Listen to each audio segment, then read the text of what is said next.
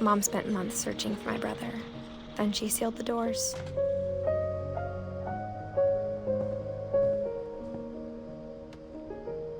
Whatever Milton had found in the house, Mom didn't want it getting out.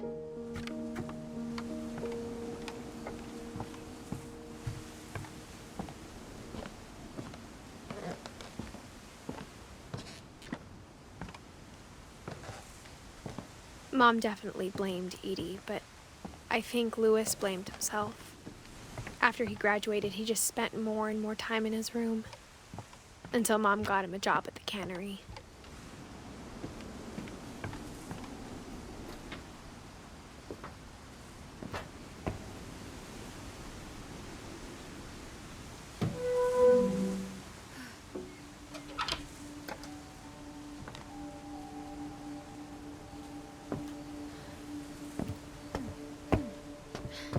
Louis's room smelled very, very familiar. That part of him lived on.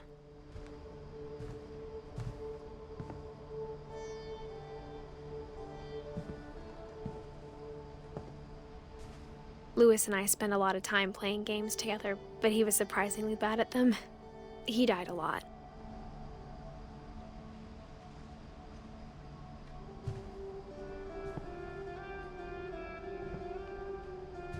He was so proud of being Indian. I think for him, it was a way to be something other than just a Finch.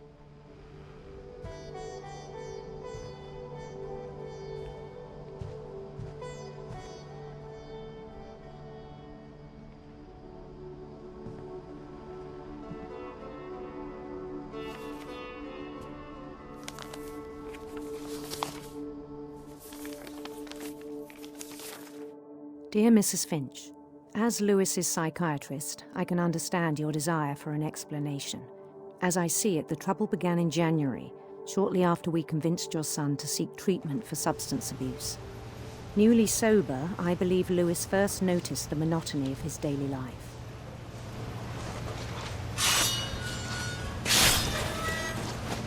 He kept working at the cannery, but he withdrew part of himself. In our sessions, I saw the same behavior. His mind began to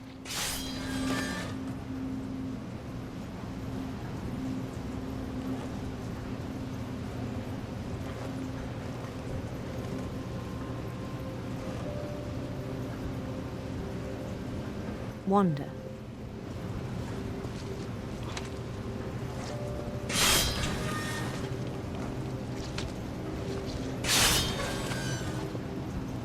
I asked him to describe it. He said he started small, imagining a labyrinth. He'd feel his way about. Then something moved. Bats and toads.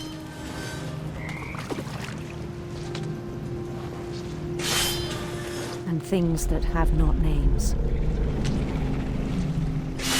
He knew it was all in his head.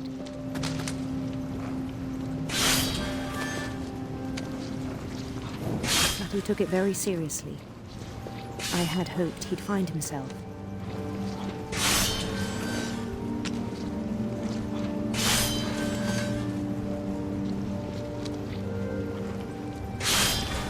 But he found something more.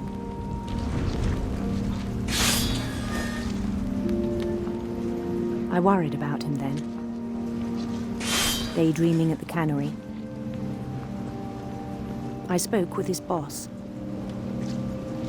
but he said Louis had become a model employee. Methodical, tireless, focused. Like a whole new Louis. So I let him go on.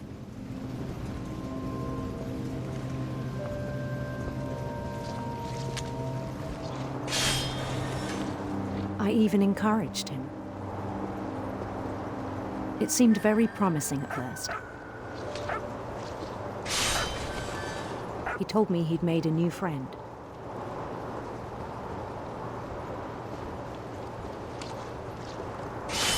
On the edge of a city he named Lewis Topia. He built the city up slowly, brick by brick.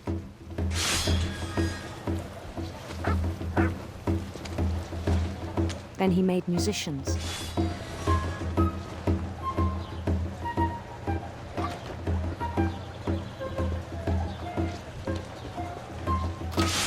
And songs for them to play. He talked about starting a band.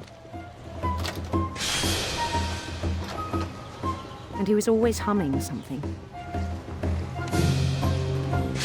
Every day his imagination grew stronger.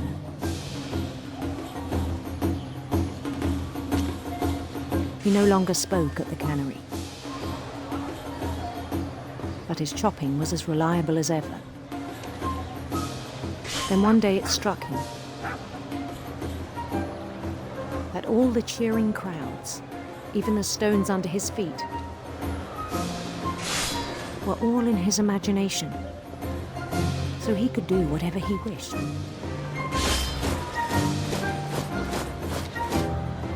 He held an election for mayor.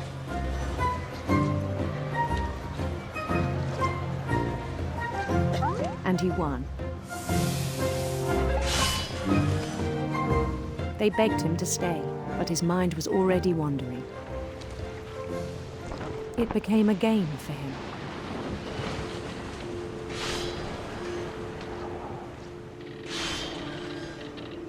He'd conquer a city, then immediately push on. New Louisville.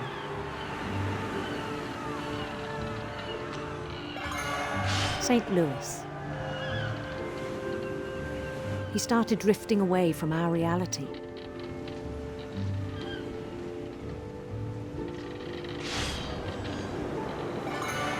Minneapolis, until one day he forgot to go home from the cannery.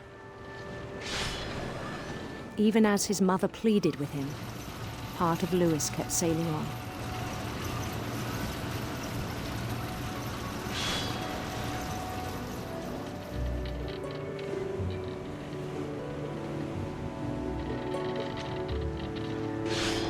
In Louisburg, he heard rumors of a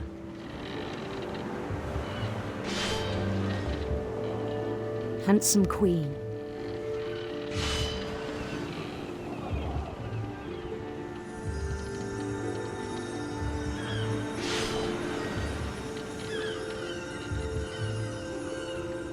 The queen was on her own quest for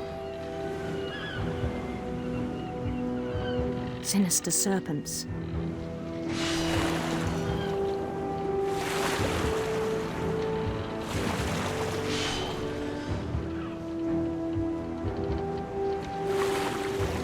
He followed the sound of her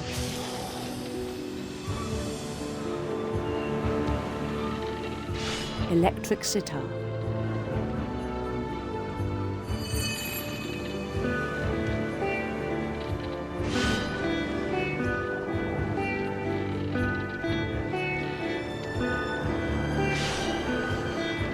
His chase led him to a golden palace east of the sun and west of the moon. Even then, his logic remained sound.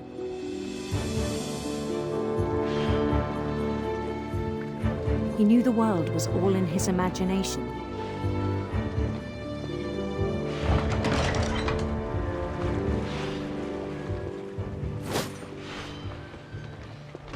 But he was so proud of having created it. In his own eyes, he'd become something greater than a king.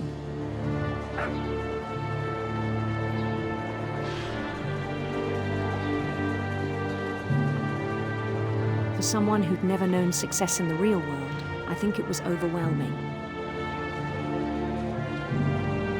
And then it struck him that the real Louis was not the one chopping salmon, but the one climbing the steps of a golden palace.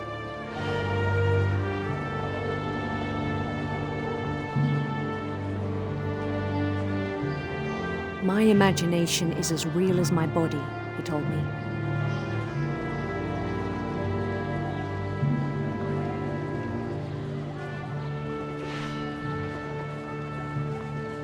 It was hard to argue with him.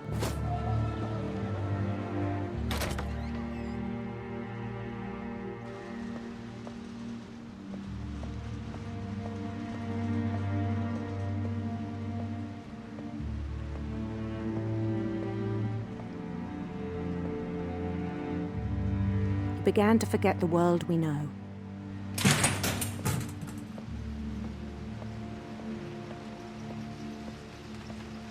I think it pained him to remember Lewis, the cannery worker.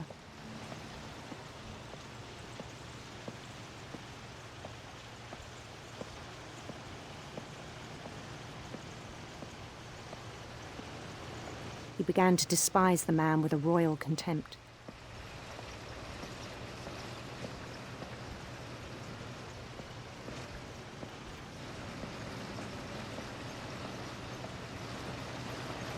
I still thought I could save him.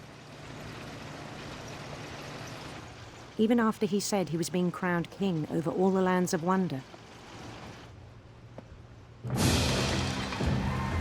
The palace would be packed with his companions.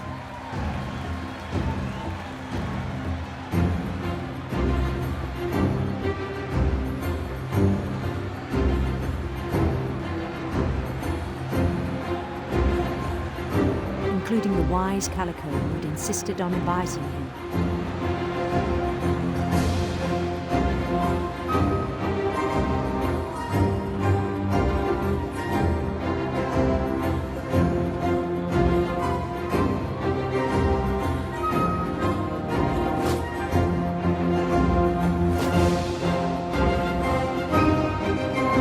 His queen waited, holding his crown.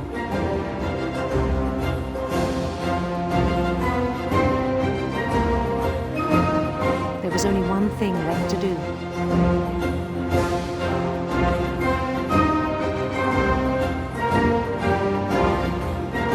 Bend down his head.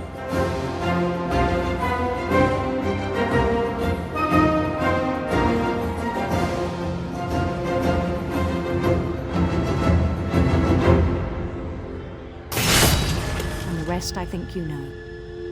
Mrs. Finch, your son was a kind man who will be missed by all of us who knew him.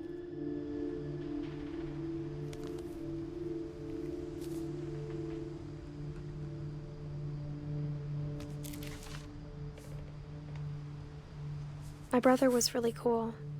I wish you could have met him.